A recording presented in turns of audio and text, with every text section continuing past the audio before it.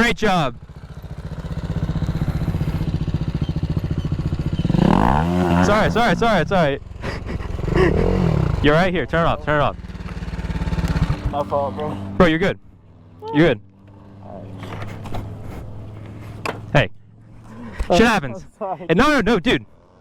It's all about riding. Listen, you have to drop the bike. So this is a great lesson for you right now. I'm going to teach you. So the way you pick up the bike is you get under it and you lift it with your legs, just like when you're working out. So you grab it at like 2 points, like right here and right. Actually, this is pretty good.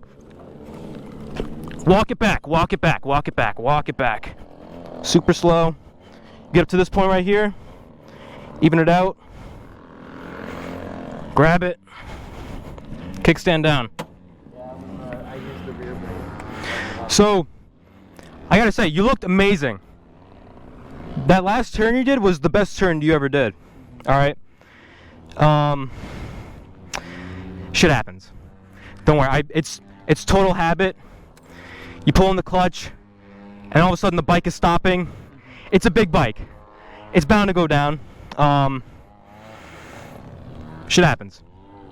You're doing great. You're doing great, bro. I feel bad about dropping your... No, dude, it's meant to get dropped. You're good. You're good. All right. Yeah. How do you feel? I just used the rear brake and I just completely lost balance. Yeah. Okay, so listen. Do what makes you comfortable.